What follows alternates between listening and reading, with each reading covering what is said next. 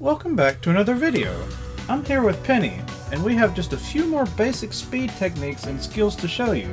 And everything in this video builds upon the skills we learned in the last video, where we went over basic movement tech like sleep bounces and chaining moves.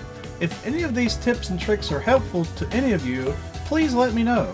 And don't forget to like the video and subscribe to see more speedrunning content. So without further ado, let's get started. The first thing I want to talk about is wall climbing.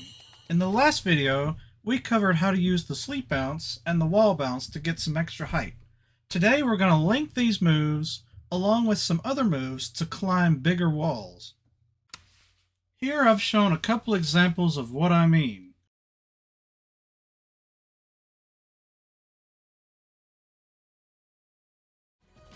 Now, let's break this down. We're here in 6-3, just past the first checkpoint. There are many places in this game where you need to climb to a high place, and this is one of them. You're supposed to go to the right and take that bounce pad and a looper pole to get up on top of this wall.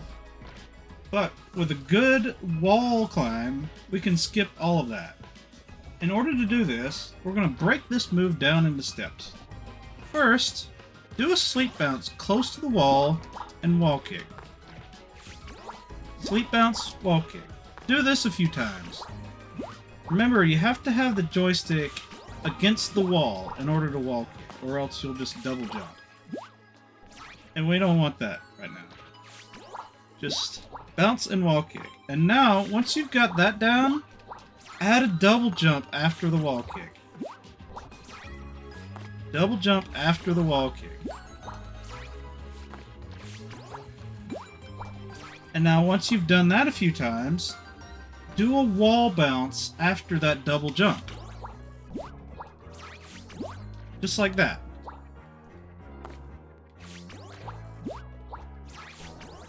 If you try to do the wall bounce too early, you'll just swing like that. If that's happening, you have to try to do the wall bounce super late. Like that. There's a timing to it. You have to figure out the timing. It's a pretty tough move, but you'll get it. You'll get it. One thing that's important to note is that you can wall kick as many times as you can as long as you're close to the wall. So if the wall is high enough, you can wall kick again and get that extra height. Now let's talk about riding the yo-yo. More specifically, re-riding on the yo-yo. But what do I mean by this? Well, there are 3 surfaces that Penny can ride on that's not the ground. Water, lava, and quicksand. You ride on the water all the time in Tideswell and Bubbling, and sometimes riding the lava in Multibeam and Lawberry. So none of this is news to us. However, did you know that with enough speed, you can ride on these surfaces indefinitely? And that you can keep jumping and dashing and re-riding anywhere you want to go. But this trick isn't free. You can still mess it up by either going too slow or missing your input, and you just fall down and drop out. Riding on a surface just isn't quite the same as riding on the ground. Let's go over how each surface affects your riding and how you can skip parts of levels by doing this. Alright, so now we're here at the beach. We're here at the end of the level. And as you can see, there's ocean everywhere. And here is where we're going to practice re-riding on the water. The water is the easiest surface to ride on. You know, you got all these hoops here. They're easy to hit. You're rolling all over the place. Now, you don't actually need these hoops, but they do make you go faster. But if you check this out, I'm just dashing, jumping, dashing and swinging, and I'm always staying on the water, never getting wet. Now you want to be careful because that can happen. But that's how you practice re-riding on the water, and if you'll indulge me for a minute, you can actually make it all the way to the end of the level from here, without touching the ground again. And here's how you can do it. Kinda hard to see right now, but it's okay. See, I'm going so fast right now that I'm still rolling, but I am slowing down. So I'm just gonna dash. Jumping works too. But you want to make sure that you don't hit the ride button too late, because then you'll just drop. Or too early, because then you'll just drop again. But that's a good way of practicing riding on the water, is making it all the way over here. Okay, so I have something really interesting to show you here. And this is how we're going to practice riding on the lava.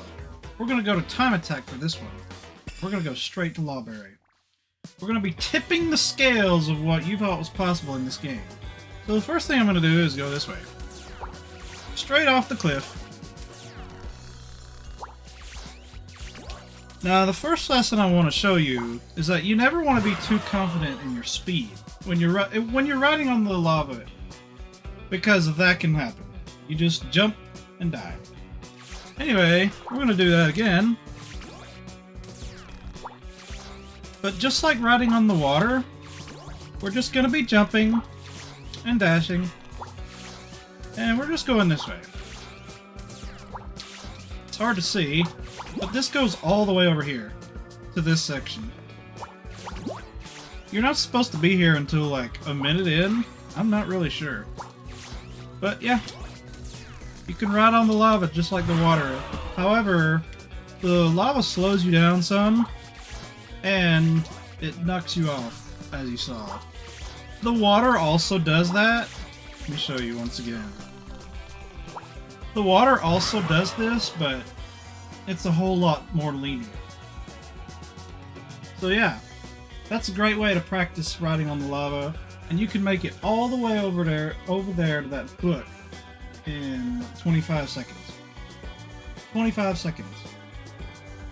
Crazy, right? Before we go, I just want to show you this. I got a new personal record on this level just minutes after making that clip that you just saw. And yes, this was my first time doing that skip and saving a whole minute in this level. Alright, now we're going to practice riding on the quicksand. Quicksand is very different from water and lava, because you don't just sink right through it if you fall into it. In fact, you can jump out of it once. I'm not going to show that right now. You've probably already seen it. But, so riding on the quicksand, it slows you down very fast. And it'll knock you off the yo-yo very fast. And so what I'm going to demonstrate, is that you can ride all the way down through here without using that zip line, and it is so much faster. So check this out. I have to keep jumping or keep dashing, or else I will fall. But look at this slope. Beautiful slope that is. You can go all the way down here. In fact, this is such a big area, you can just do this all over the place.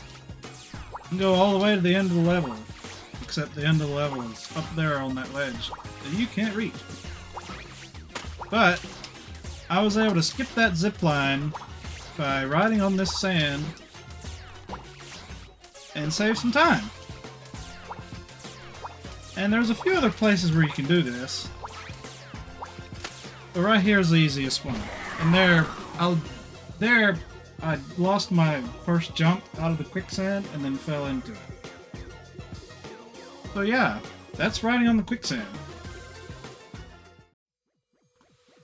There's one more thing I want to go over in this video, and it's about bringing everything we learned together, and not only applying Penny's toolkit, but also learning the levels. This game is all about reaching the finish line, and the game gives you a clear path to it, but these levels are so open, and Penny is so agile, that she can reach several places you never thought were possible. You can end up skipping major parts of levels like we just saw in Lawberry, just by knowing where Penny goes in the level, and trying to get there by taking a different route, and by using Penny's moves to get there. And it's really satisfying every time you pull it off. So in this last part of the video, I don't really have any more techniques to show you. but instead, I want to show you how you can apply your knowledge of the levels to skip parts of them and ultimately finish them faster and faster. Alright, so we're back here at Tideswell, back here at the beach. At the first fling tree, and there's actually another fling tree over here. Watch this. I can actually get up here and get over here. This is what I mean by map knowledge, right? You can skip certain parts of levels and just go over there. I'm going to do that one more time so you can see. Go over here and go this way. See, none of this is hard. It's just knowing where to go. It's just knowing where to go. Check this out. Whoa there. If I do this and get up here, now I'm just on the rooftops. And this is how we're going to finish the level. On the rooftops. This is what I mean by map knowledge. If you didn't know you could go up here, well, now you do.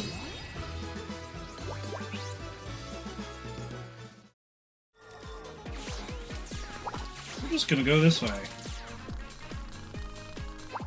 Towards that waterfall over there. Because that is actually a wall. So I'm going to attempt something here. There we go. See? Remember that from earlier in the video? Wall climbing tech, right there. The end of the stage is right here.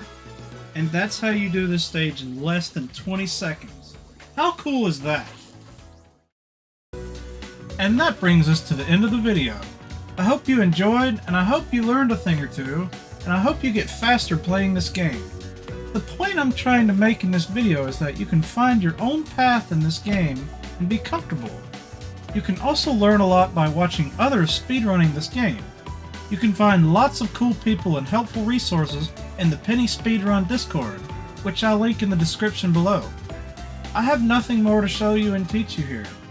My next videos will be focused on speedrunning the game and filling up the leaderboards on speedrun.com. I will be practicing for both any percent and 100% too. Have a good one, and I'll see you in the next video.